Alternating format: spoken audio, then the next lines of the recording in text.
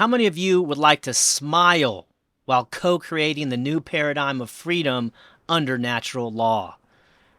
And how many of you would prefer to laugh at fake authorities instead of being angry at them? Yes?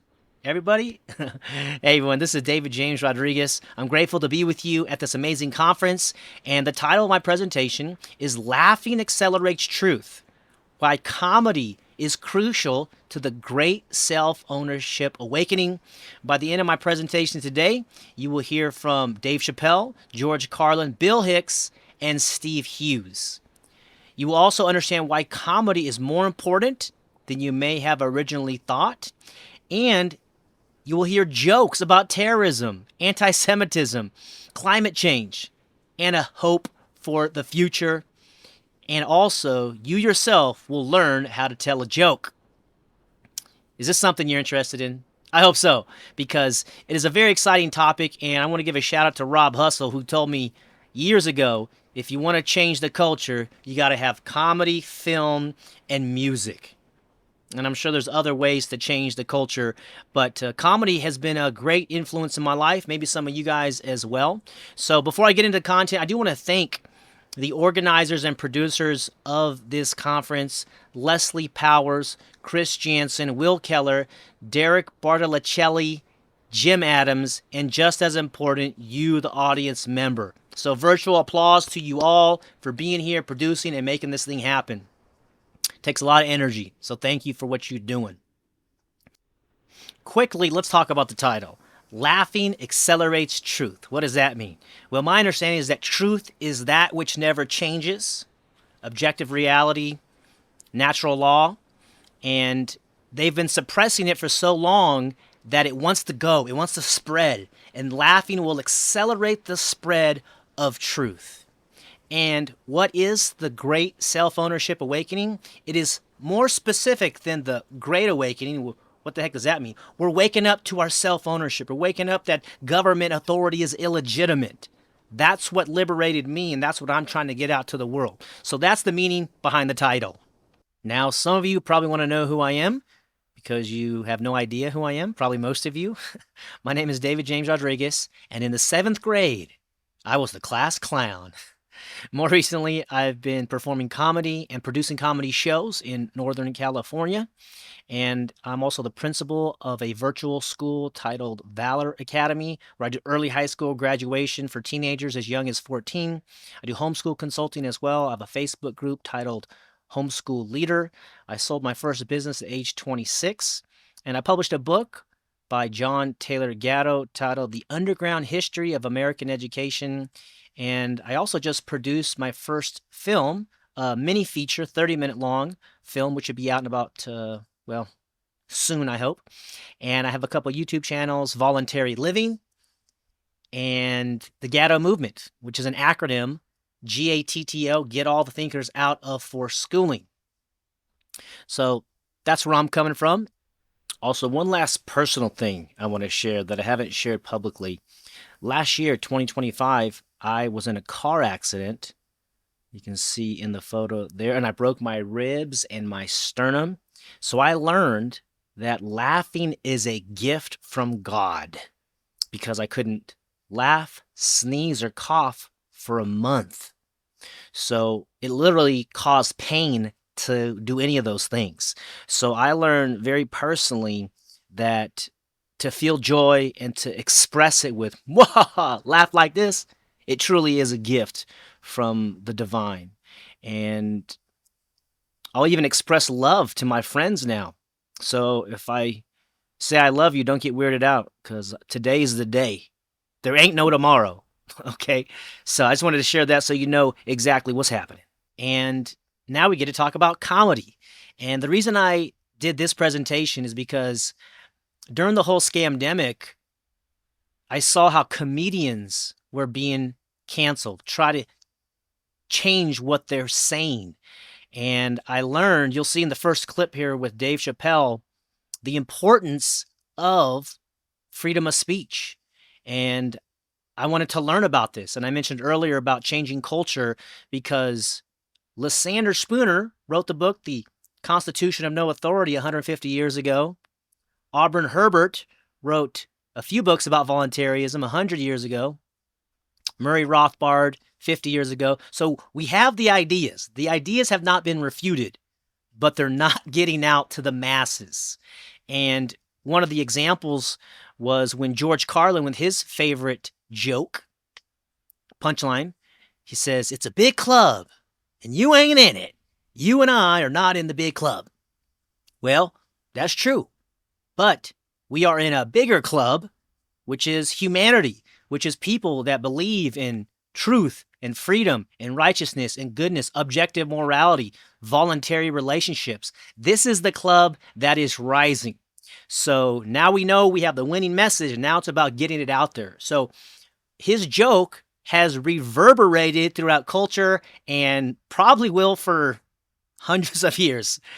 But that's a joke. And I'll share some of the influential jokes and comedy sets, as they're called, or bits, because this actually taps into the culture. It transcends the news cycle. It transcends talking heads and people that try to distract us with all these various issues and events and all these things. But that joke by Carlin's got to be 30 years old by now, maybe more. So some of these other jokes you'll see that they also will continue throughout time. So let's take a look at Dave Chappelle when he talks about the First and Second Amendment. Stand-up comedy is an incredibly American genre. I don't think any other country could produce this many comedians. And unbeknownst to many people in this audience, I don't think there's opinion that it exists in this country that is not represented in a comedy club by somebody. Each and every one of you has a champion in the room. We watch you guys fight, but when we're together, we talk it out.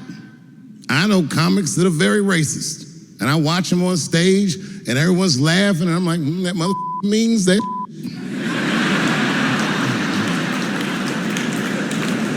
Don't get mad at them, don't hate them. We go upstairs and have a beer, and sometimes I even appreciate the artistry that they paint their racist opinions with.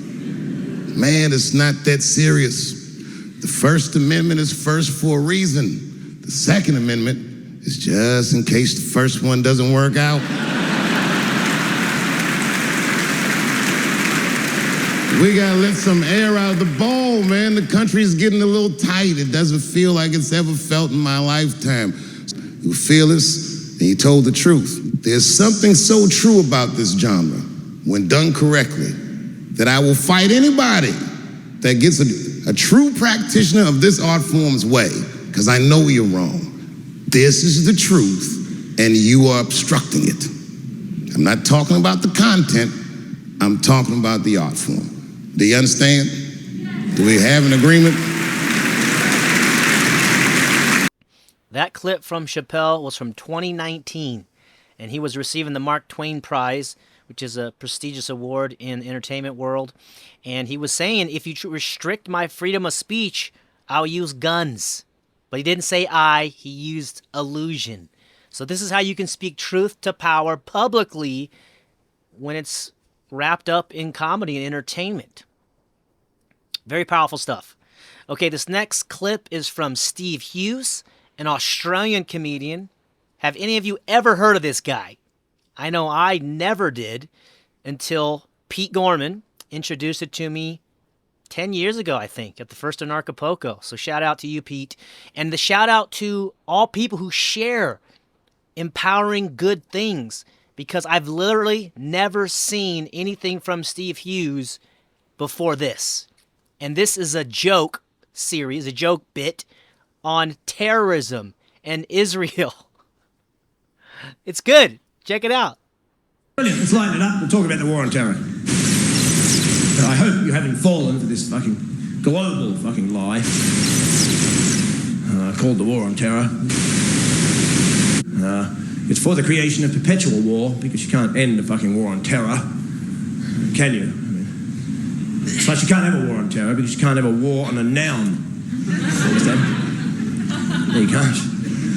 You need a country or nation state to wage war. You can't wage a war on a noun.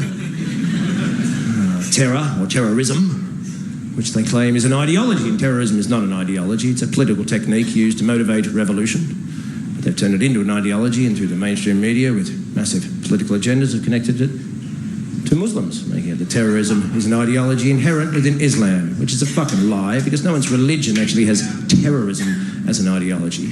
Even though, personally, I would think that most fundamentalist religions are psychological and spiritual terrorism unto themselves, but that's not what we're talking about. So, we have the war on terror, do we? Now, what's the end of the war on terror? What's the end? When's it going to end? What's the end plan when you've got the terror?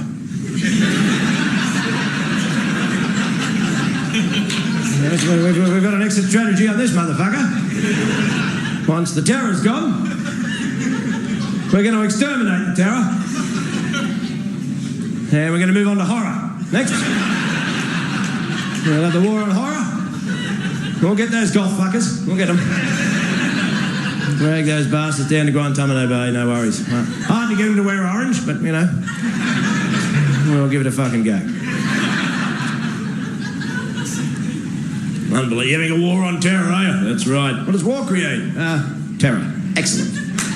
So you're having a war against the consequence of the actions you're involved in.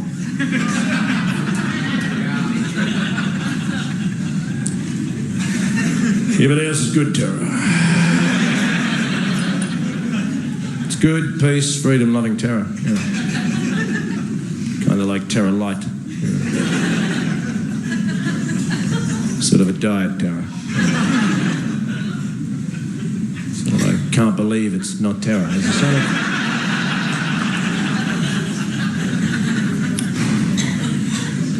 Suddenly terror, dropping the most high-tech military equipment in the world on people who live with goats, that's terror. Do you understand? It's fucking terror. They're creating terror, and then they're calling these people extremists. They get the most high-tech military equipment in the universe, and they drop it on people in huts, and they go, they're extreme. These people are extremists, so we've got 500-pound depleted uranium shells to drop on their goats because they're extreme. They're extremists, and it's good to be up here on the moderate side. Palestinians, they're also extremists. I know, I read about it in the paper. Because they defend themselves against the fourth largest army in the world with rocks. You must understand that's not an extremist, it's an optimist. You understand? It's an optimist of the highest fucking caliber. Here comes the tank.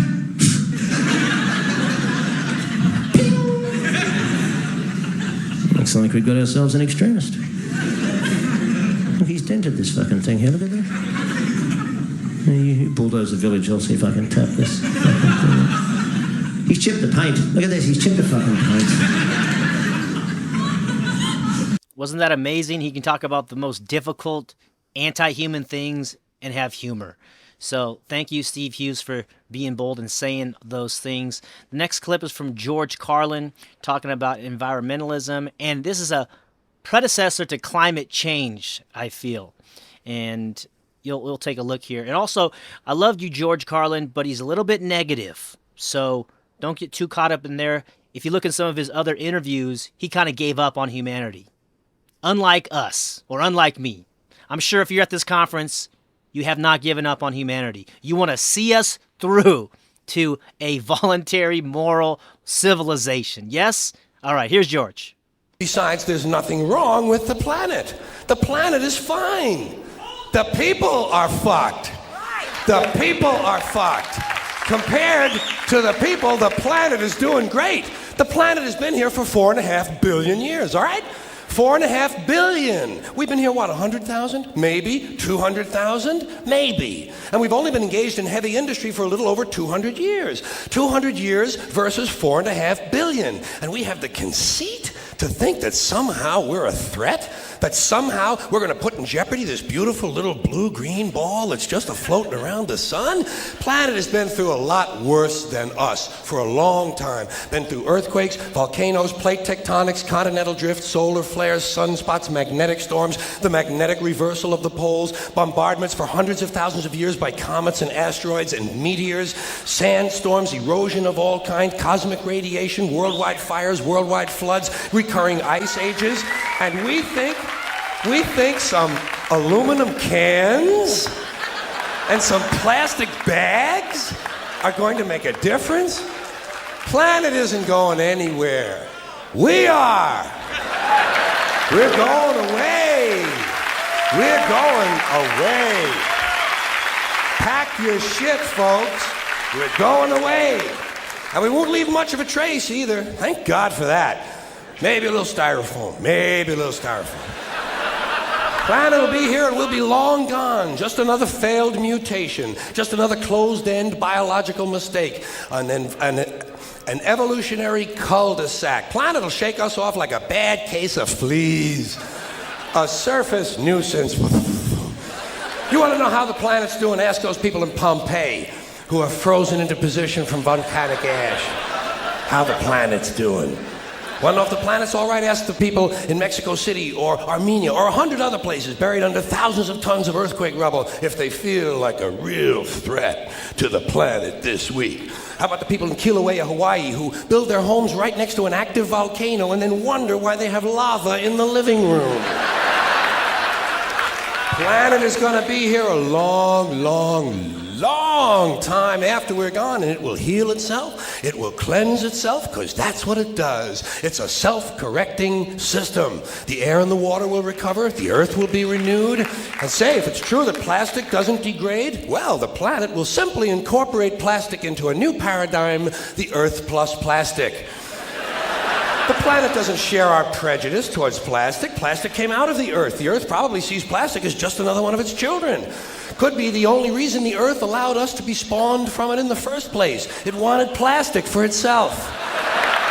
Didn't know how to make it. Needed us. Could be the answer to our age-old philosophical question, why are we here? Plastic. Assholes. Well, that's a poetic note. And it's a start. And I can dream, can't I? I don't worry about the little things. Bees, trees, whales, snails. I think we're part of a greater wisdom than we will ever understand. A higher order. Call it what you want. You know what I call it? The big electron. The big electron. Whoa. Whoa. Whoa. It doesn't punish. It doesn't reward. It doesn't even judge. It just is. And so are we, for a little while. Thanks for being here with me for a little while tonight. Thank you. Thank you.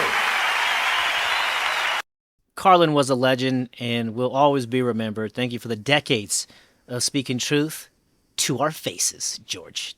The next few clips from Dave Chappelle are about anti-Semitism, Israel, hypocrisy, and some nuances that he spoke directly on Saturday Night Live on the first clip and then Netflix on the second clip.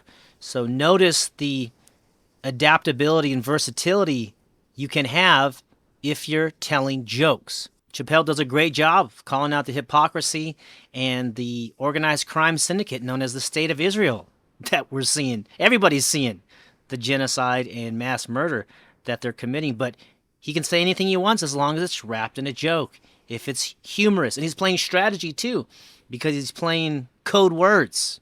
So great job, Dave Chappelle. Thank you for speaking truth. Imagine if Dave Chappelle was voluntarist-minded or interested in natural law. How much more powerful and immortal his work would be. So thank you. And maybe you're the next one who's going to do a great job like that with jokes. Sometimes you can do it on video. You don't even got to get on stage. Okay, the final clip of a comedian is Bill Hicks. Rest in peace also. And he's showing us and speaking into existence what we all can create. And he's oftentimes negative, but I think at this point in his life, he found some silver lining and he laid it out in the form of a joke. And this will continue and echo throughout eternity. Here is Bill Hicks. Is there a point to my act? I would say there is. I have to. The world is like a ride at an amusement park, and when you choose to go on it, you think it's real, because that's how powerful our minds are. And the ride goes up and down and round and round. It has thrills and chills, and it's very brightly colored, and it's very loud, and it's fun for a while. Some people have been on the ride for a long time, and they begin to question, is this real, or is this just a ride? And other people have remembered, and they come back to us, and they say, hey, don't worry, don't be afraid, ever, because this is just a ride. And we kill those people. Shut him up. We have a lot invested in this ride. Shut him up. Look at my furrows of worry. Look at my big bank account and my family. This has to be real. It's just a ride.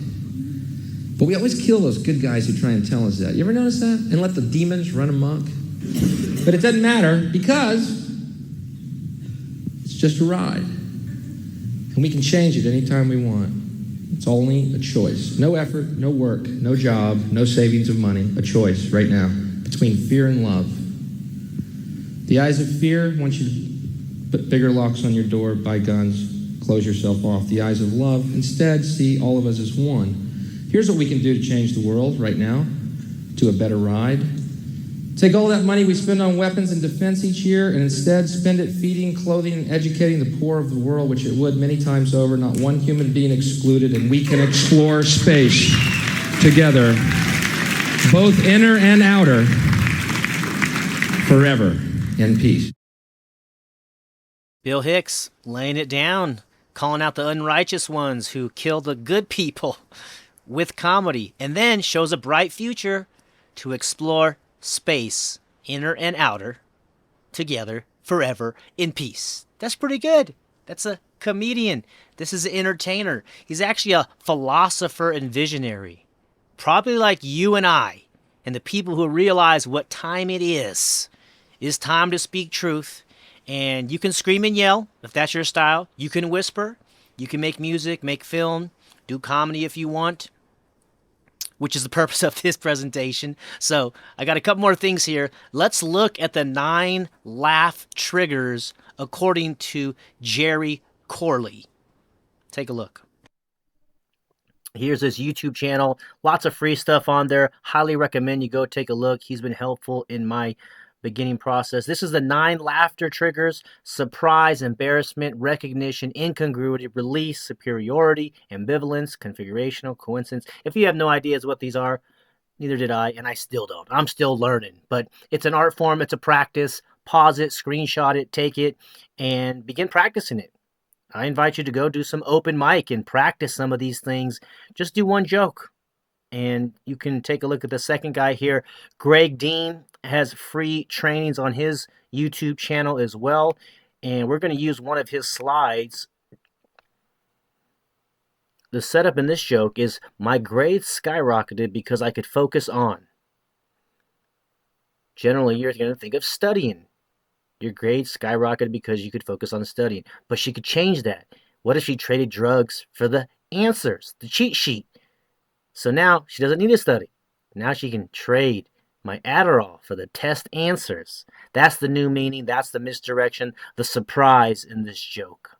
Thank you for your time and attention. I appreciate you. And hopefully you now know why laughing accelerates the truth and why comedy is crucial to the great self-ownership awakening. My invitation and my challenge to you, if you have any interest at all, go try an open mic comedy session in your city or any city, or take an online comedy class, or watch some of the videos that I shared, because the unrighteous forces try to bring our spirit down, but comedy lifts it up. We didn't even talk about the health benefits. Maybe we'll do that another time.